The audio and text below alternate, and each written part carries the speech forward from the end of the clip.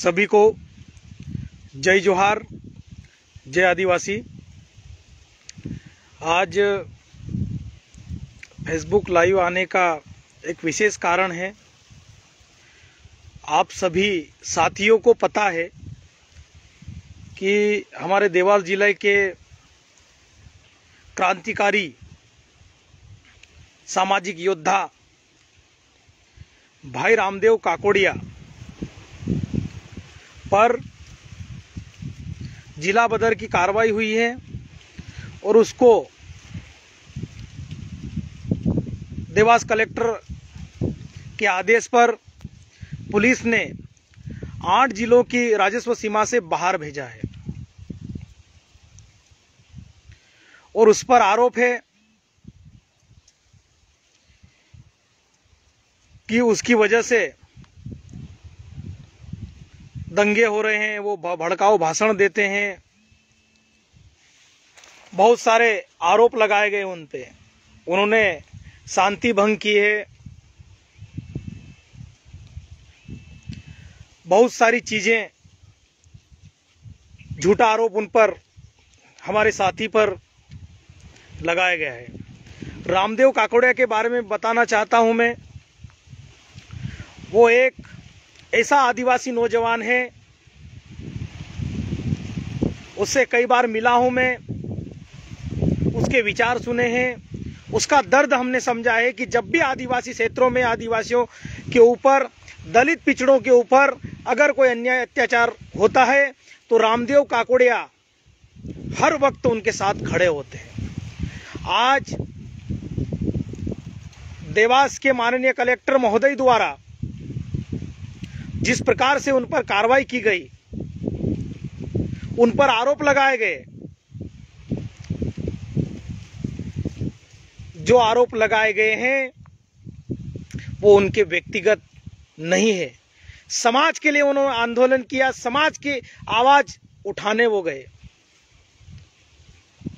नेमावर की घटना है, उसमें सीहोर जिलों की घटनाओं का जिक्र है। नेमावर की घटना पूरा देश जानता है, पूरा प्रदेश जानता है। और अगर ऐसी जगह सामाजिक लोग नहीं जाएंगे तो फिर कौन जाएंगे।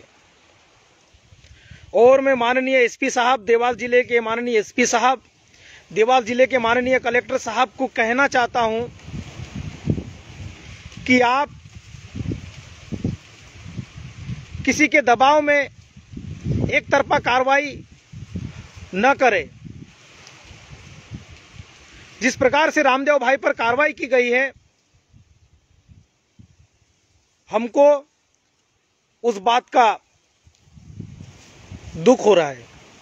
और वही 18 तारीख को एक लेटर खातेगांव एसडीएम ने निकाला है, 111 का नोटिस दिया है और रामदेव को 7 जून को पेश होने के लिए बोला है।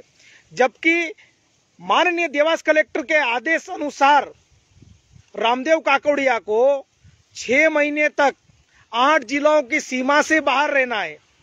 फिर 7 जून को कैसे उपस्थित होंगे वो? और उसमें, उस लेटर में स्पष्ट लिखा गया है कि अगर 7 जून को रामदेव काकोड़िया उपस्थित नहीं होती है तो उनके खिलाफ गिरफ्तारी वारंट निकाला जाएगा। मतलब पूरी दूर से, सब दूर से हमारे नौजवान साथी को रोकने का प्रयास किया जा रहा है, उसको डराने का प्रयास किया जा रहा है। लेकिन मैं भाई रामदेव काकोड़िया जैसे सभी नौजवान युवा साथियों को कहना चाहता हूं, रामदेव काकोड़िया की अभी कुछ महीने पहले शादी हुई है, उनके पिताजी नहीं है, घर की पूरी जिम्मेदारी उनके सर के ऊपर है। उसके साथ ही घर परिवार को साथ में लेकर एक क्रांतिकारी योद्धा नौजवान साथी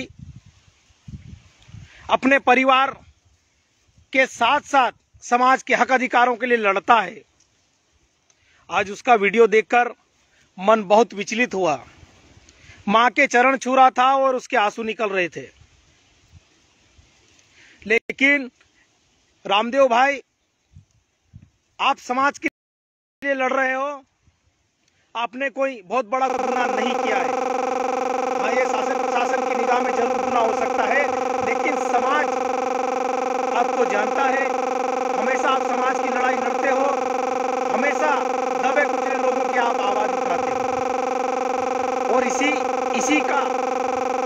के बदले शासन प्रशासन और जनप्रतिनिधि नहीं चाहते हैं कि रामदेव काकोड़े जैसे युवा समाज के दबे कुचले लोगों के साथ खड़े हो जाए।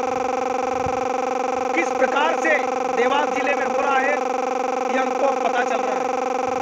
रामदेव काकोड़िया को और भीम आर्मी के साथियों को पहले तथाकथित संगठन से जुड़े हुए लोगों द्वारा थाने में उनको पीटा जाता है, मारा जाता है, और उसमें वो बोल रहे हैं कि इन्वॉल्व थाने के लोग भी हैं। उसके बावजूद उन पर कोई कार्रवाई नहीं होती है। कार्रवाई उन पर होती है जो बेवजह जिसको जेल में डाला गया, जिसको बेवजह पुलिस थाने में मारा गया, और आखिर में वहां से भी उनको तसल्ली नहीं मिली तो उन्होंने जिला बदल कर दिया। उसके बाद 111 का नोटिस दे दिया। मेरे युवा साथियों, मैं आप सबको कहना चाहता हूं कि रामदेव काकोड़े जैसे लोग बहुत कम घर से निकलते हैं और अपने समाज के, अपनी जान की परवाह किए बगैर, अपने परिवार की चिंता किए बगैर लोगों के दुख दर्द में शामिल होने वाले लोग बहुत कम होते हैं। और रामदेव काकोड़िया भाई जैसे लोगों को हमको सपोर्ट करना होगा।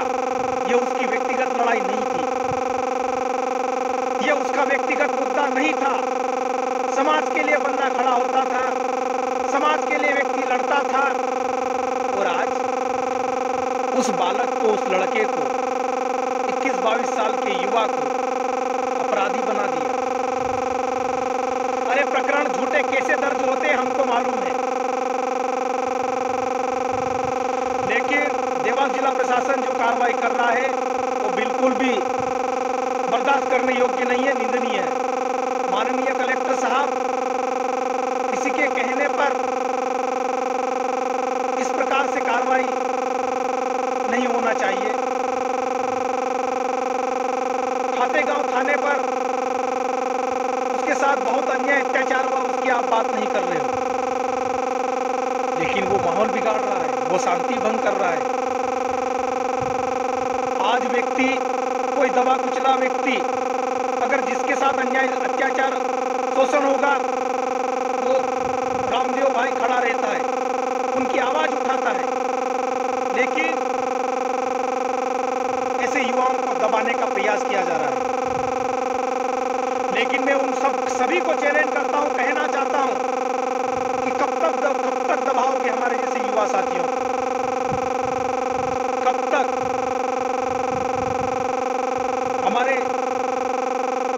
हमें कहावत कहते हैं, मैंने कहीं सुनी है कि बीज को जितना मिट्टी में दबाओगे, जितना नीचे दबाओगे, उतना जोर से वो निकल के बाहर आता है। हम वही बीज है। रामदेव भाई को किसी भी प्रकार की चिंता करने की आवश्यकता नहीं है।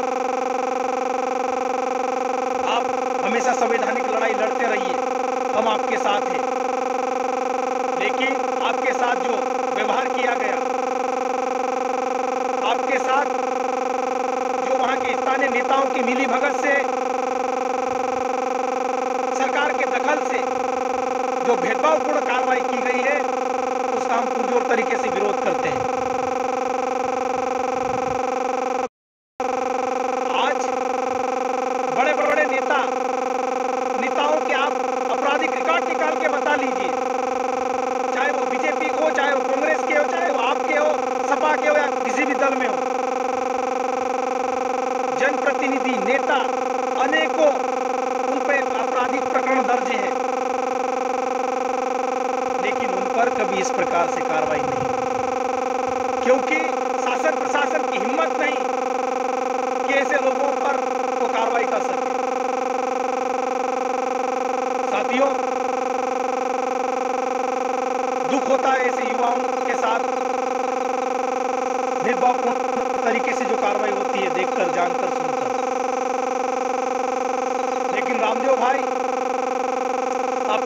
संघर्ष है, काबिले तारीफ है। आपके साथ जो हुआ है बहुत दुखद है, लेकिन हम आपके साथ खड़े हैं। और भाई मेरे, मैं तो शुरू से कहते आया हूं, सामाजिक जीवन में संघर्ष चलता रहता है, इसमें विचलित होने की आवश्यकता नहीं है। हाँ, आपके साथ परिवार जुड़ा हुआ है, लेकिन जिन लोगों ने षड्यंत्र पूर्वक आपके ऊपर कार्रवाई करवाई है, उनको भी आने वाले समय में हम लोग मुंहतोड़ जवाब देंगे। भाई मेरे, ना संघर्ष ना तकलीफ, तो क्या मजा फिर जीने में। ना संघर्ष ना तकलीफ, तो क्या मजा फिर जीने में। बड़े बड़े तूफान थम जाते हैं जब आग लग जाती है सीने में। आप वही काम कर रहे हो और युवा उम्र है, संघर्ष का समय। हम संघर्ष करेंगे और लड़ेंगे और जीतेंगे। आपके साथ पूरा समाज और जितने भी समाज के लोग हैं, उनसे भी मैं कहना चाहता हूं कि ऐसे क्रांतिकारी युवाओं का सपोर्ट कीजिए, उनका संरक्षण कीजिए, वरना आने वाले समय में स्थिति बहुत भयावह होने वाली है। उस समय ऐसे ही युवा साथियों की आवश्यकता पड़ेगी। मैं उन जनप्रतिनिधियों को भी कहना चाहता हूं, समाज के सेवा में रहने वाले उन अधिकारी कर्मचारियों को भी कह रहा हूं कि सड़क पर जब उतरने की बारी आएगी तो रामदेव काकोड़े जैसे युवा ही रोड पर उतर कर समाज की लड़ाई लड़ेंगे। वरना बहुत सारे बोल देते हैं कि हमारा दायरा है, हम वहां नहीं जा सकते, हम ये नहीं कर सकते, हम फलाना नहीं कर सकते, हम ठिकाना नहीं कर सकते। लेकिन अगर कोई करता है तो उसको सपोर्ट कीजिए। लेकिन लोग मस्त हैं अपने निजी जीवन में। मैं ज्यादा कुछ नहीं कहना चाहता हूं, मेरा इशारा काफी है। जिनको समझ में आ गया वो समझ लीजिए। आज एक एक करके तोड़ा जा रहा है, सबको षड्यंत्र पूर्वक हटाने की प्लानिंग चल रही है और उसमें कहीं न कहीं बहुत सारे लोगों का हाथ है। लेकिन और शासन प्रशासन को भी मैं कहना चाहता हूं, आप अपने विवेक से काम करिए। सरकार के या नेताओं से कहने से काम नहीं चलेगा, क्योंकि सरकारें आती जाती रहती है, नेता भी आते जाते रहते हैं। कोई भी सरकार स्थायी नहीं होती है, कोई भी विधायक स्थायी नहीं है, कोई भी सांसद स्थायी नहीं है, कोई भी मंत्री स्थायी नहीं है। और ये जनता है। और आजकल सभी लोग समझ चुके हैं। इसलिए आज एक गरीब युवा को, नौजवान युवा को, पीड़ित युवा को, जो लोगों के लिए लड़ता है, उसको आप कौन सा मजा आ रहा है? अरे आपकी हिम्मत है टाटा अंबानी को परेशान करके बताओ, बड़े बड़े नेताओं को परेशान करके बताओ। लेकिन आज यह बात सत्य हो गई है कि रामदेव काकोड़िया मामूली व्यक्ति नहीं है, जाबाज व्यक्ति है वो। इसीलिए सारे लोग उसके पीछे लग गए। दमदार व्यक्ति है वो। लेकिन इस प्रकार से एक पक्षीय कार्रवाई नहीं होना चाहिए। शासन प्रशासन नहीं सुनेगा, सरकार नहीं सुनेगी किसी पीड़ित की, तो रामदेव भाई जैसे लोग नहीं खड़े रहेंगे तो कौन आएगा खड़ा होने। इसलिए सभी युवा साथियों, आपसे मैं यही निवेदन करना चाहता हूं कि हमारे ऐसे क्रांतिकारी युवा साथियों के साथ दीजिए, उनके साथ खड़े रहिए और संवैधानिक तरीके से हम अपनी लड़ाई जारी रखेंगे। रामदेव भाई के साथ जो कानूनी प्रक्रिया चल रही है उसका भी हम संवैधानिक तरीके से कानूनन हम उसका जवाब देंगे और रामदेव भाई के साथ हम लोग खड़े रहेंगे। उसके सुख दुख में हम उनके साथ रहेंगे। जय जोहार, जय आदिवासी।